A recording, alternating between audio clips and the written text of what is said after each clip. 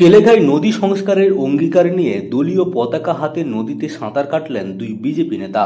নদীর পাড়ে প্রদীপ জ্বালিয়ে নদী সংস্কারের প্রতিশ্রুতি দিয়ে আরতি সারলেন বিজেপি প্রার্থী তপন মাইতি। 2026-এর নির্বাচনে পূর্ব মেদিনীপুরের পটাশপুর বিধানসভার বিজয়ী প্রার্থী হয়েছেন দলের প্রাক্তন জেলা সভাপতি তথা অবসরপ্রাপ্ত সেনাকর্মী তপন মাইতি। ভোটের আগে থেকেই কেলেঘাই নদীকে ঘিরে মানুষের ক্ষোভ স্পষ্ট। বন্যা আর ভাঙনের সমস্যা বাড়ছে, সেই কারণেই এবার নির্বাচনে এই নদী বড় ইস্যু হয়ে উঠেছে।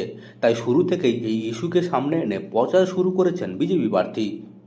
এবং বন্যার জন্য প্রতি বছর হাজার হাজার মানুষ দুঃখ কষ্টে থাকে।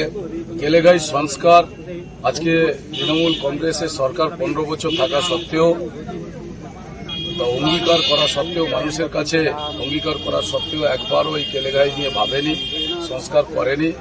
তার জন্য কৃষকের যে প্রতি বছর যে ফসল নষ্ট, তাদের জীবনশৈলী খারাপ এবং ডুবে যায়, পুরো গ্রামের পর গ্রাম ডুবে যায়। তো আমি অ্যাসেম্বলিতে আমার প্রথম এবং প্রধান কাজ হবে যে কেলেঘাই নিয়ে কথা বলা এবং কেলেঘাই সংস্কার নিয়ে লড়াই করা। প্রচারে বেরিয়ে কেলেঘাই নদী সংস্কারকেই প্রধান ইস্যু করেছেন তপন মাইতি। নদীর পাড়ে ঘুরে ঘুরে স্থানীয় মানুষের সঙ্গে কথা বলেন। নদীর ভাঙন, বন্যা আর চাষের ক্ষতি নিয়ে ক্ষোভ প্রকাশ করেন বাসিন্দারা। কৃষকদের দাবি, প্রতি বছর জলে ডুবে জমির ফসল নষ্ট হয়ে যায়।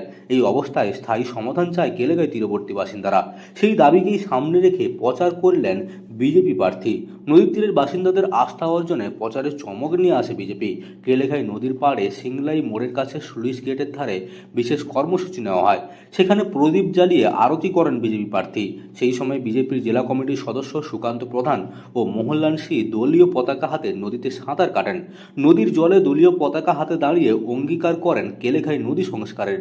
মহিলারাও অংশ নেন এই কর্মসূচিতে। শঙ্খ বাজিয়ে উলুধ্বনি দেন মহিলারা। পটাশপুর বিধানসভার বিজেপি প্রার্থী তপন মাইতি বলেন, তৃণমূল কংগ্রেসের সরকার 15 বছর ধরেও এই নদীর সমস্যা সমাধান করতে পারেনি। প্রতি বছর বন্যায় গ্রামের পর গ্রাম ডুবে যায়, কৃষকদের ব্যাপক ক্ষতি হয়। পটাশপুরের গণদেবতা আমাকে জয়ী করলে আমার প্রথম কাজ হবে কেলেঘাই নদী সংস্কার। এই নদী সংস্কারে আমি আন্দোলন চালিয়ে যাব। বিজেপি প্রার্থীর এই চমকপ্রদ প্রচার দেখে কেলেঘাই তীরবর্তী বাসিন্দারা কিছুটা অবাক হলেও এর প্রভাব ভোটের ফলাফলে কতটা পড়ে সেটাই এখন দেখার। পূর্ব মেদিনীপুরের পটাশপুর থেকে মদন মাইতির রিপোর্ট, লোকাল 18 বাংলা।